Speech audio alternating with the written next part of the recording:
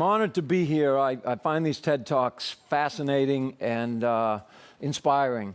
Some of these people, the speakers, are so smart that they just hurt my brain. I'm not going to hurt anybody's brain. That's my first promise. Every day, we have a choice when we wake up. We can focus on what's wrong with our lives, or we can focus on what's right with our lives. In the next 10 minutes, I'm going to illustrate how focusing on what's right with our lives, rather than what's wrong with our lives, is the best way to fix what's wrong with our lives. Moreover, focusing on what's right with the world is the best way to fix what's wrong with the world. This is my nephew, Oliver. Oliver's 3 years old, and I went for a lunch date with him the other day. And so I picked up Oliver. We live in downtown Boston, and we went to, it was nice weather, so we went to a picnic table. That's a picture of Oliver enjoying a peanut butter and jelly sandwich. And so that's the end of my speech. Thank you.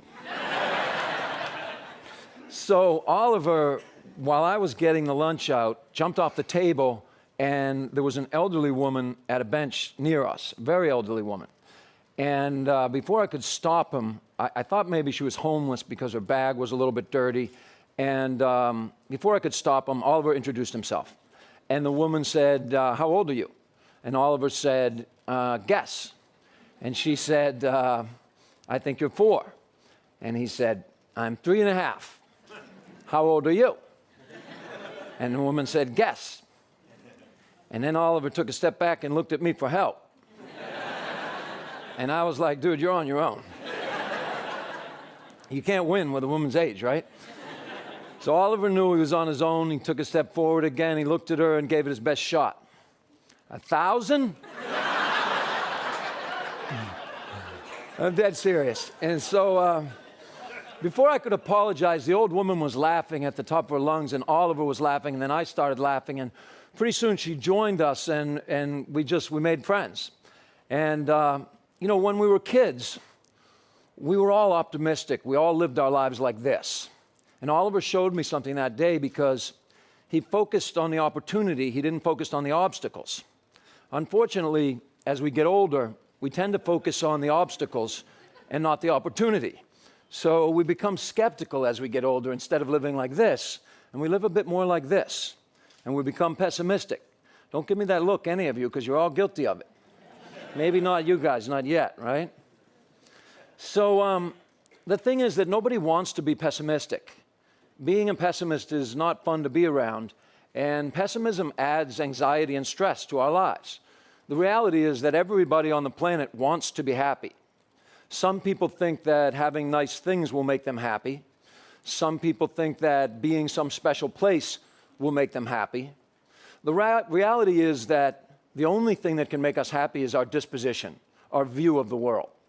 This is my mom, Joan.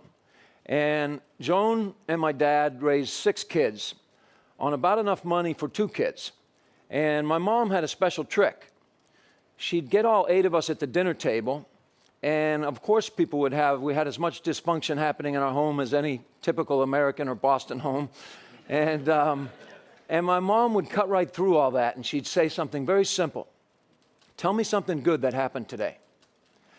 And she taught us something because she changed the energy in that room.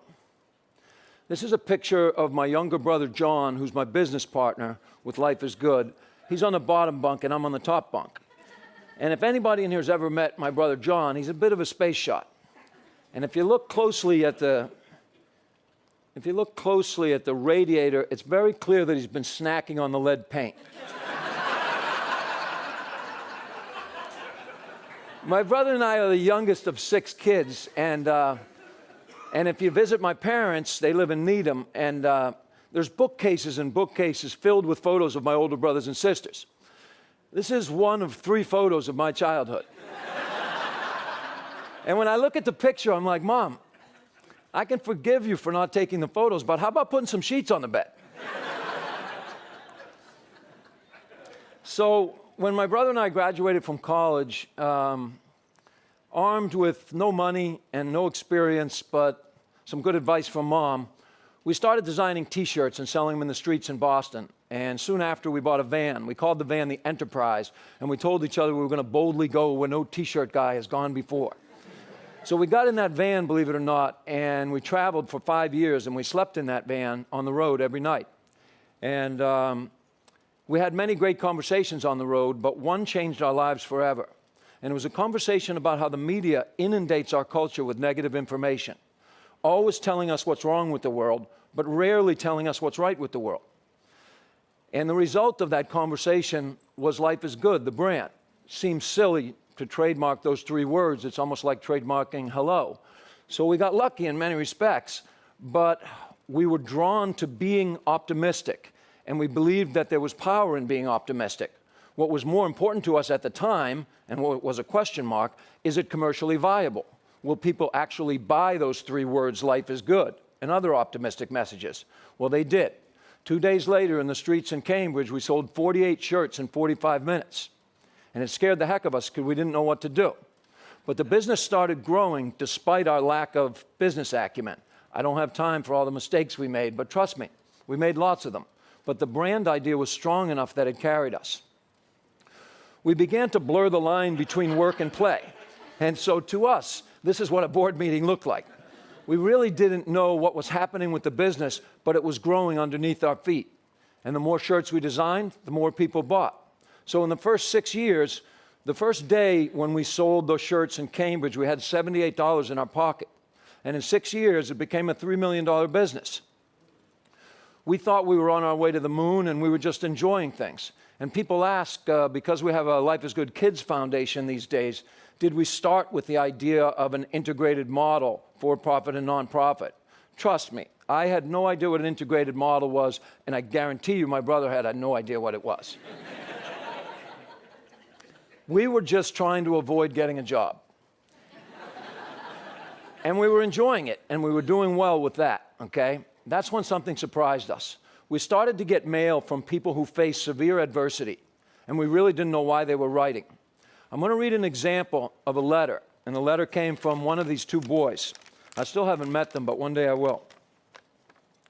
Dear Bert and John, my name is Alex. I have a brother, Nick, and we are 10. We both have extra challenges in the world, but at the end of the day, we still have each other. We were both born early and weighed only 1 pound, so we had a lot of growing to do. When I was born, I had my leg amputated. Nick is legally blind. Me and Nick have all of your shirts with all the things we like doing best, but if you ask us what we do best and what makes us happy and laugh the most, it is just being together. I know now that Nick has more challenges than I do. It's my favorite part because the kid's 10 years old. It's like he's been around the world, right? But he says and does things that make me laugh and forget feeling bad. I don't know how to describe it other than to say that I love him. You're lucky to have a brother too. He doesn't know my brother. I hope you do fun things together, your friends Alex and Nick. So when you get a letter like that, what do? You know? You get a letter like that, it shows you the depth of optimism. It shows you gratitude for what you do have. And it makes you think, I'll never say I have to do something again. I get to do something. We get to do the laundry because you get to stand on 2 feet. You get to go grocery shopping. You don't have to go grocery shopping because when you go grocery shopping, you get to look at the labels with 2 eyes. So here's these kids asking for nothing. They really called just to say hi and hang out. So we did the only logical thing anybody would do at that point. You probably guessed it. We started a pumpkin festival. And the pumpkin festival raised money and awareness for children facing unfair challenges. And we had it up in Portland, Maine. And if anybody's been to Maine in October, it ain't bikini weather, okay? We didn't know if anybody would show up to our stupid little party or not, but people showed up. Lots of people showed up. And this woman showed up 14 months pregnant in a bikini. She brought her husband, Mr. Positive Man, and whoever this guy was escorted from the premises. That festival grew and grew, and eventually we broke the Guinness World Book of Records for the most lit pumpkins in one place at one time on the Boston Common. Eventually, the Life is Good, and that first year it raised over $100,000. In 2006, on the Boston Common, it raised $500,000, every penny going to kids who need it. The Pumpkin Festival has now become the Life is Good Music Festival. This attracts 30,000 optimists, 30,000 optimists for a weekend who get together and hear great artists. We've had, this is Michael Franti in the picture, we've had Dave Matthews, we had Jack Johnson this year. So it's fun for us. We're still blurring the line between work and play, but we weren't born for business. Business was born for us. Business is a tool, and our optimism and open-mindedness allowed us to listen to those boys and other letters and convert what we were doing to be a little more meaningful. This kid, I have no idea, he's at one of our festivals and I don't know what he's looking at, but we literally blew his mind. The community of optimists has grown, okay? So social media has a way. I mean, the internet was only invented in 1989. In a short period of time, something remarkable has happened, and it's a beautiful thing for humanity. For the first time in the history of the world, customers, the people who buy things, have taken control from the people who sell things. So my brother and I are still busy making mistakes with our business. But you know what?